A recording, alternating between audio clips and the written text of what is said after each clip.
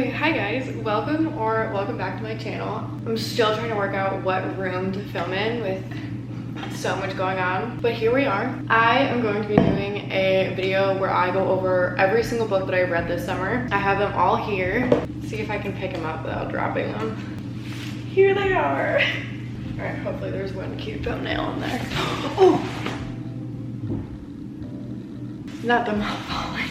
Okay, I have the books all stacked in front of me and my Notion list right here. I'm just gonna go through in chronological order, starting from the end of May, beginning of June, all the way through to the last video that I just did. So, first book I read this summer was Things We Hide from the Light by Lucy Score, and I'm so happy that I got into this series because this showed up at my doorstep this morning and I'm so excited to spend the rest of the night reading it. I've waited forever for this book to come out, and if you know, you know. This is the second book in the series. The first one is Things We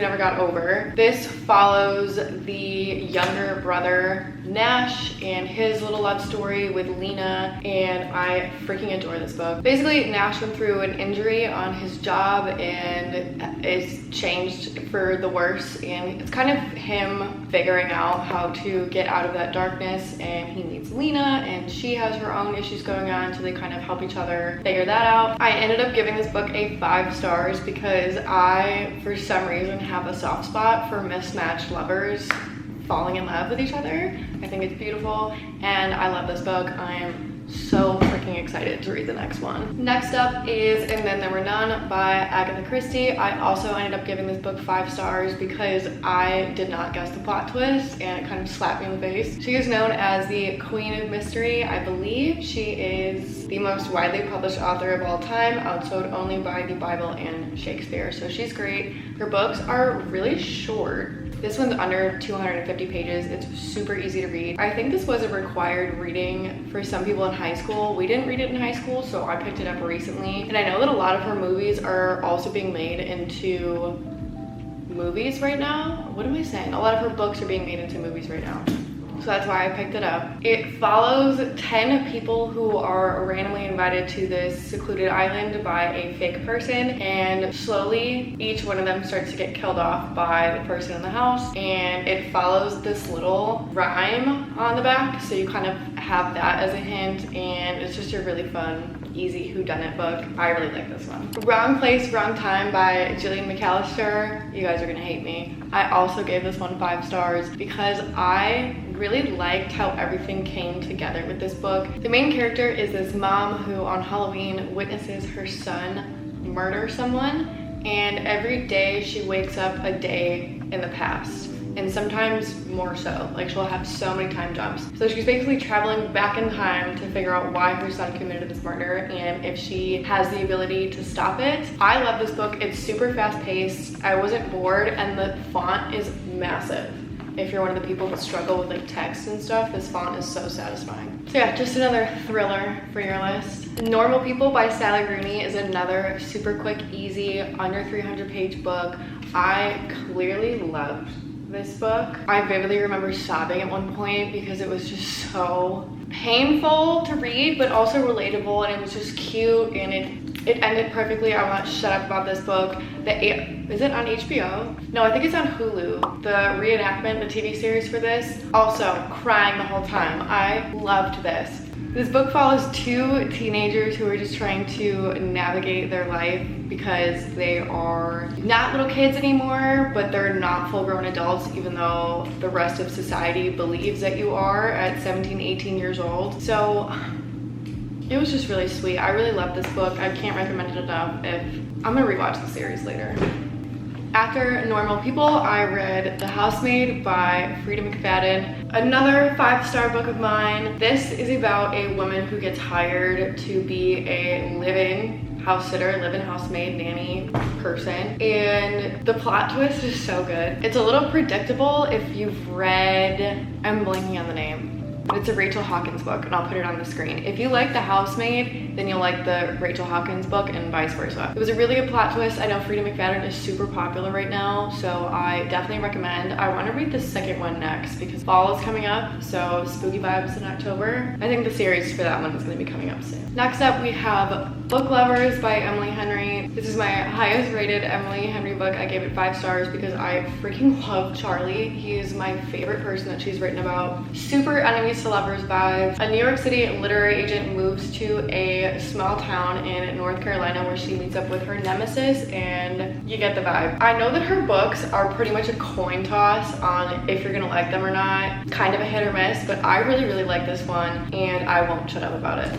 So next up, I have 3 banned books that I read for my banned books video. If you guys haven't seen it, you should definitely go watch it because I go more in depth with these books in that video. The Kite Runner to me is a 6-star book. I read this for the first time in high school, and after rereading it as an adult, there's so many things that I want to talk about with this book. I just can't because there's not enough time. Definitely look up the trigger warnings. It's very hard to discuss this book without getting super into it, so if you want to know more, I definitely recommend watching my banned books video and just skipping to the end when I do the review for this one. But it's 6 stars. I love it. This will make you ugly cry for hours. Cat's Cradle by Kurt Vonnegut, I also gave 6 stars because this book was just hysterical. I love satires, and I'm really starting to like Kurt Vonnegut. I have another book of his that I want to read on my TBR cart. The book is basically about a bunch of people who live on an island, I think, and they practice their own religion, and one of the scientists comes in contact with a substance that has the power to destroy the world,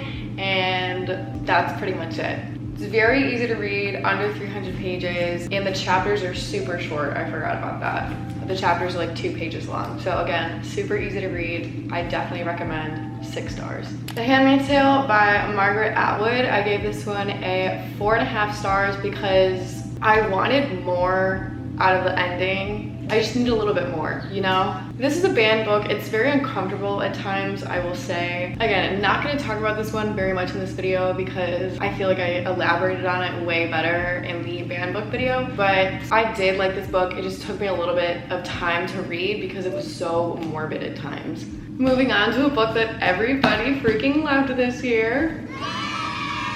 I have no words. If you haven't read this yet, go. It's worth the hype, I promise, I swear and everything. Harry Potter, Divergent, Hunger Games. If you grew up, Percy Jackson, if you grew up reading those books, this is up your alley as like a 20-something. It's flawless, and it makes me so upset that it's the first book in the season and I have to wait another 2.5 months for the second one. Like, why? If you don't know what this book is about, it's about Violet Sorrengail. She is the daughter of a lieutenant, I believe. She's the daughter of a very important person in the War College, and she gets sent off to be a dragon rider, which is something that she does not want to do. She wants to be a scribe and write the books and write history and just mind her business, but that's not happening because she's the chosen one, of course. I'm smiling because I'm remembering like everything about this book. I want to reread it closer to November so I can get charged up for Iron Flame. But yes, this book is absolutely worth the hype. It's worth all the TikTok hype, worth all the Instagram hype, all the book community hype. I have not loved a book like this where I want to talk about it with everyone and their mother in such a long time. Do yourself a favor and pick up this book. Happy Place by Emily Henry is up next. I ended up giving this book a 3 stars, which I think is probably the lowest rating in this video, which makes me kind of sad because I was really excited to read this because everyone liked it, I feel like. Miscommunication tropes are not my vibe, especially if you're supposed to be like in your 30s and you've been dating for multiple years. That was my big ick with this. Like, I think it just rubbed my personality the wrong way. There wasn't anything wrong with the writing. I couldn't connect with this book. I didn't hate it, but I didn't love it, so that's why I gave it 3 stars. Basically, all these friends meet up every year and go to a cabin, a lake house in Maine, and this is their last summer there. It's their found family, their last chance, like kind of send off, seeing each other all in one place at this tradition that they have together. So, but yeah. Basically, didn't love it, didn't hate it, just kind of sat somewhere in the middle for me, and that's okay. Next up is Yellowface by R.F. Kuang, which I really liked, but I know it's controversial, so I'm scared. It's about the publishing industry and who is allowed to write about what and why. The satire part is what got me. It's genuinely funny, and I ended up giving it a 4.75 stars because it just didn't have that 5-star feel, but I felt like it would be wrong to rank it a 4.5, if that makes sense. Next up is The Last Flight by Julie Clark. This is about two women who are trying to escape their lives because their husbands are crazy or they're in trouble, and they meet up at an airport and basically switch lives. They switch places, they switch everything, and that's that. It's a really great book. It's a really good page turner, really easy to read and keep up with. I gave it a 4.25 stars. I had a love-hate relationship with the ending for this one because I wanted it to turn out differently, but if it did turn out any differently, I feel like I wouldn't have liked it as much. So take with that what you will. I really like this book. I really like this kind of genre, thriller vibes. And this was on my TBR cart for months, so I'm happy that I finally got to it. Next up, I read The Color Purple by Alice Walker. I started this on the paperback version and then I finished it on my Kindle. Please look up the trigger warnings for this book. It talks about a lot, and it was another one that I had to put down and just kind of process one little section at a time, but it was really, really good. This book is told through letters to God, and it can be a little difficult to piece the events together in the beginning because they are first-person narrative letters. This book broke my heart. The two sisters being separated and everything that happened within their families. This book is a lot, but it's definitely a good one. After that, we have Beach Read by Emily Henry, which I ended up DNFing. I'm not going to talk about this one as much because I explained it in the last video that I did, so if you haven't seen that one, go watch it. Just wasn't my vibe. I think I was called all Emily Henry'd out by the time I got to this one, and I just don't know if romances in general are my type of book. Like, I think I need some more substance to the characters other than that they're not supposed to like each other and they do. And that's kind of what this was. I was also in a bit of a book slump when I read it, so I might go back and reread this later, maybe next summer, because it's not really beach vibes anymore, but we'll see.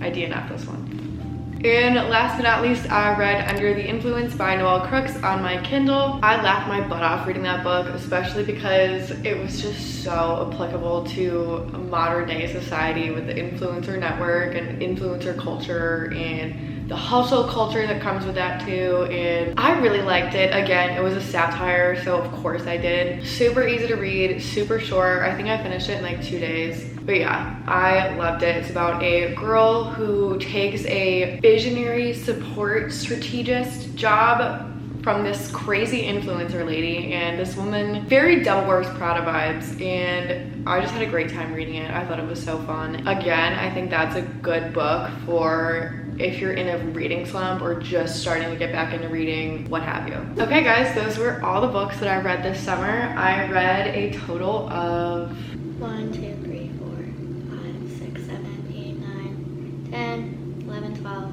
13, 14, 15. 16 books. So I'm pretty proud of myself for that. My New Year's resolution at the beginning of this year was to get back into reading, and I feel like I'm doing pretty well with that so far. Thank you guys so much for watching this video. If you have read any of these books, please let me know your thoughts and opinions, or if you have any books that you want me to read, please let me know those as well. Why did I just do that with my hands? As always, thank you guys so much for watching. I love and appreciate each and every one of you. You're amazing. Please like and subscribe and do all of that fun YouTube stuff that I'm supposed to tell you to do, and I will see you guys in a little bit with this book. Okay, bye.